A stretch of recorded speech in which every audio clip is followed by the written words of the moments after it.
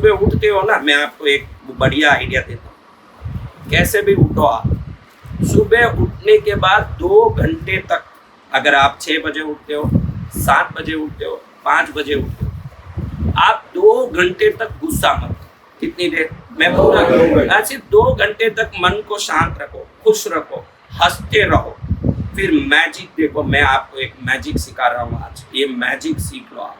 सुबह उठने के बाद कभी भी उठो आप, 8 बजे उठो, मैं ये भी नहीं बोलता 3 बजे उठो, जब भी उठे हो 2 घंटे तक खुश रहो। कितनी देर? 2 घंटे।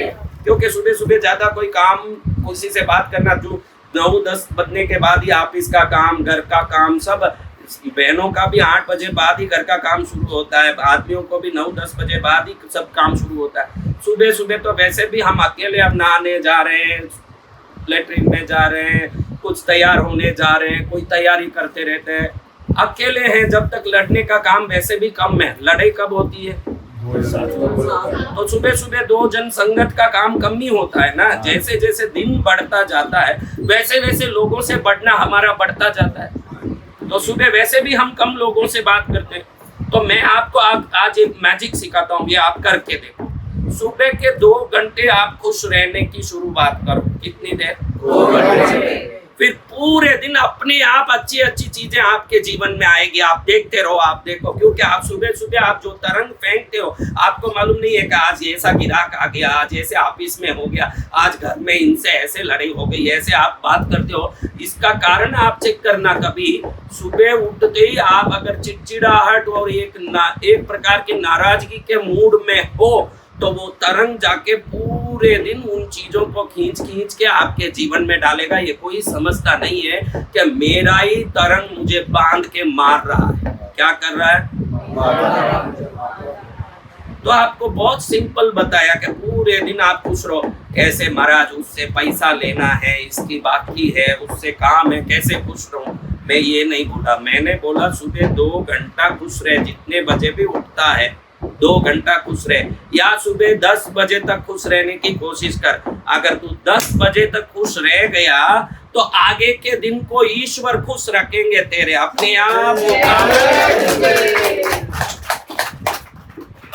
देखो भाई, हाथी मांस खाता है क्या? नहीं। गाय मांस खाता है क्या? नहीं। शेर घास खाता है क्या? नहीं। इसका अर्थ क्या है? हर एक प्राणी के अपने तरंग हैं। आप घास डाल दिए घर के सामने, अब कौन से प्राणी आके उसे खाएंगे? जो शाकाहारी है, सीधी बात। जो मांसाहारी है, अभी मांस डाल दिया घर के सामने इतना सारा, अब कौन आएंगे भाई? मांसाहारी प्राणी आएंगे। इसका अर्थ है कि आपके एक्शन के लायक का ही रिएक्शन होगा। ऐसा नहीं होगा कि आपने घास डाल दिया ना, शेर आ रहा भी खा रहा है, होगा? आपने मांस डाल दिया ना, युगों युगों बीत गए। मुझे ये बात भी बड़ा आश्चर्य करता है, युगों युगों बीत गए, आज भी गाय घास खाता है, आज भी हाथी घास खाता है, मनुष्य खाली तरह तरह का खाता है। ये बिगड़ा हुआ प्राणी। बाकी कोई भी प्राणी को देखो, वो कोई बदल के खाता है क्या? शेर के नख कैसे हैं?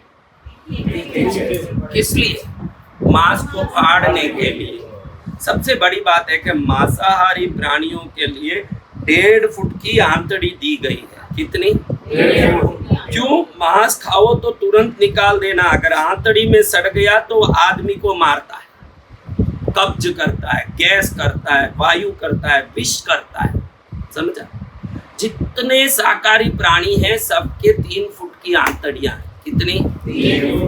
3 फुट की, ऐसी घूमी हुई, मुड़ी हुई, जैसे भी हो, लंबी आंतड़ी है, ऐसे भी रखो। क्योंकि मैं मेडिकल साइंस की बात तो नहीं कर सकता, लेकिन लंबी आंतड़ी शाकाहारी लोगों की, छोटी आंतड़ियां मांसाहारी जीवों की, प्राणियों की है। अब मनुष्य की लंबी आंतड़ी है जो आराम से पेट में पच के बाद में भी निकल सके। इसका अर्थ क्या है? जितने शाकाहारी प्राणी हैं, गाय, हाथी, ऐसे प्राणी की तरह ही मनुष्य की आंतड़ी भी है। इसका अर्थ क्या है? और मांस फाड़ने जैसा नख भगवान ने हमको नहीं दिया, तीक्ष्ण नख और तीक्ष्ण दांत। शेर का दांत देखा है, आगे से तीखा है न, वो किस लिए? मांस को अच्छे से चबाने के लिए, वो चाकू से थोड़ी काटेगा। इंसान को ना तो ऐसा नख है न ऐसा दांत, वो तो चाकू में बना लिया, उसके बदले उसमें काट रहा है। हाँ, तो इंसान को कैसे बनाया प्रभु ने? तो हम तो बदल गए। बदलने के कारण भी आज भी देखो युगों युगों से टमाटर आ रहा है। टमाटर का बीज डालो, टमाटर ही आता है कि नहीं? हाँ, आपिल का बीज डालो, कद्दू का बीज डालो, एक भगत का बेटा भगत ही होगा, ये बोलो। अभी आपने बोला आपिल तो आपिल ही आएगा, टमाटर तो टमाटर ही आएगा, भगत राम जी का बेटा भगत राम ही होगा, ये तो बताओ आप। तो मनुष्य वर्ग में गड़बड़ का कारण स्वभाव से परिवर्तित हो गया है। क्या हो गया है? हमारा स्वभाव क्या है? दया। हमारी स्वभाव क्या है? करुणा। हमारी स्वभाव क्या है? प्रेम। अब ये सब है क्या? देखिए, मुझे ये चाहिए, अगर वो मिलता हो तो उससे मीठा मीठा बात करूंगा, अगर वो नहीं मिलता हो तो उससे मुझे बात नहीं करना। अगर किसी से कोई हंसते बात कर रहा है गली में तो मैं समझ जाता हूँ इसको, इससे कोई काम है। ऐसे ही कोई प्रेम से बात करते हो, ऐसे कोई लोग बताइए, क्या काम धंधा नहीं जो उससे बात करूं? मेरे को क्या काम धंधा नहीं है? और काम है तो उधर ऐसे बैठ जाएगा, पैरों में तेल लगा के मालिश भी करना शुरू करेगा। हाँ? अगर आप मतलब का जीवन जीते हो तो आपके जीवन में आने वाले लोग कैसे होंगे?